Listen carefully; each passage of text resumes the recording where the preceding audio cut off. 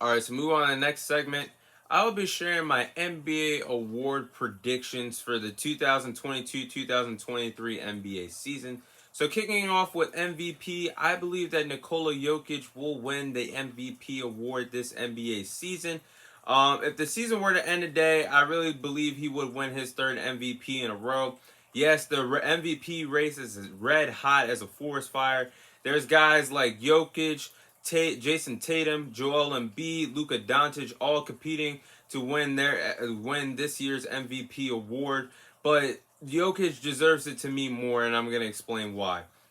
Right now, Nikola Jokic is averaging a triple double.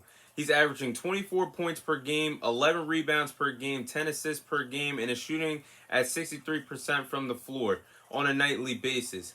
From the field, I should say. When Jokic has triple doubles this season, the Nuggets are 23-0 when Nikola Jokic records a triple double. So when you do the math on Nikola Jokic has had 23 triple doubles this year, therefore resulting in the Denver Nuggets being 23-0 when Jokic puts up those stats.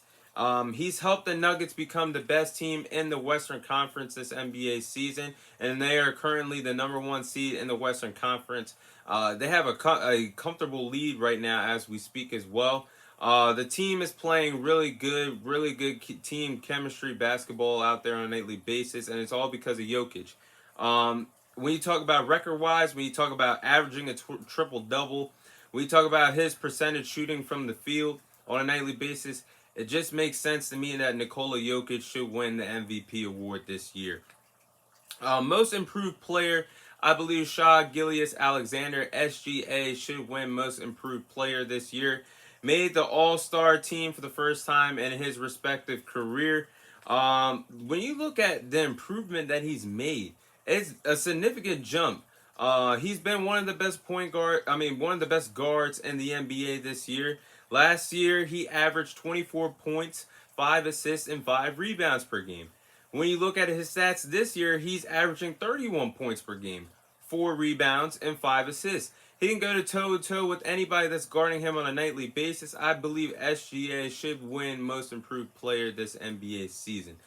Moving on to Rookie of the Year, Paolo Banchero. I think this one's not really anything to really debate or talk about. He's the runaway favorite to win Rookie of the Year this year. There really hasn't been another rookie that stood out to me this year the way how Paolo Banchero has stood out to me this NBA season. So I believe he deserves to win Rookie of the Year. Sixth Man of the Year. I believe Malcom Brogdon for the Boston Celtics should win this award. He has been a key contributor for the Boston Celtics coming off the bench for the Celtics this season. I think that was a key trade that the Celtics and the Indiana Pacers had together during the NBA offseason.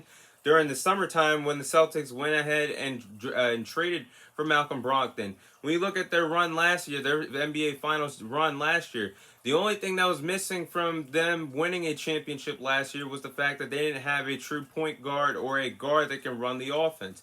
Yes, they have a lot of talent out there in Boston, and that's the reason why Malcom Brogdon is being brought off the bench. And he is adapting in his role in a great way with this championship caliber team. He's been the missing guard that this team has needed. He's averaging 14 points a night off the bench and is giving you everything that you need out of a player all coming off the bench. I think he is the most deserving bench player that wins Sixth Man of the Year. People might say Tyrese Maxey, who's now coming off the bench, but he started a lot of games this year, so therefore I think that disqualifies him from winning the award. And also he missed some time this year, so I believe that Malcom Brogdon should win the award. And also you can throw in Russell Westbrook if you want to, coming off the bench for the Los Angeles Lakers. Now he's doing that in a role. No, now he started. I think he started the game with. What game was it? He started. He started either the Sacramento game or the last night game against the Denver Nuggets. So I think that eliminates Russell Westbrook from there as well. Malcom Brogdon has been the more significant player coming off the bench, in my opinion. So let's see. Defensive Player of the Year. I think Giannis should win the award. There's a lot of people out there that's going to believe that Jaren Jackson should win this award. Well, let me tell you this is going to be the reason why I believe that Jaren Jackson Jr. should not win the award. He's missed games on the court this season. And runnings in the NBA matter. When you miss games, it matters in the runnings for awards in the NBA. He's played 42 out of 59 games, provided that the Memphis Grizzlies have played in this NBA season. The games missed is one of the reasons why Bam Adebayo missed out on winning Defensive Player of the Year the last two NBA seasons. When you think about in 2021, lost it to Rudy Gobert because he missed time. And then in 2022, Marcus Smart, I believe, was one of the reasons why Marcus Smart won the awards because Bam Adebayo missed time. The same energy should be used towards Jaren Jackson Jr. He's missed time. He only played in 42 out of 59 NBA games. If you're gonna penalize Bam Adebayo for not winning this award at least once in the last 2 years, Jaren Jackson Jr. should be held accountable for the same reasons.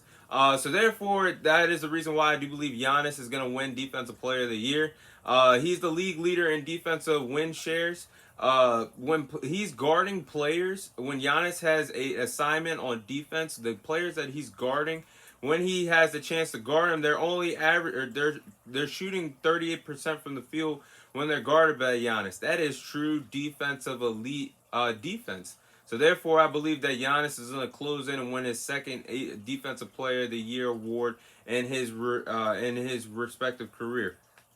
And then moving on to Coach of the Year, I think this one goes to Mike Brown, the Sacramento Kings head coach. Mike Brown has turned the culture around for the Sacramento Kings, and this year they will make that no matter what's going to happen in a jam-packed Western Conference when the seedings is jam-packed, right bumper to bumper on each other right now. I think Mike Brown will lead the Sacramento Kings in making the playoffs. This will be the first time that the Sacramento Kings have made the playoffs in 16 years. The last time they made the playoffs was in 2007, so that is significantly huge.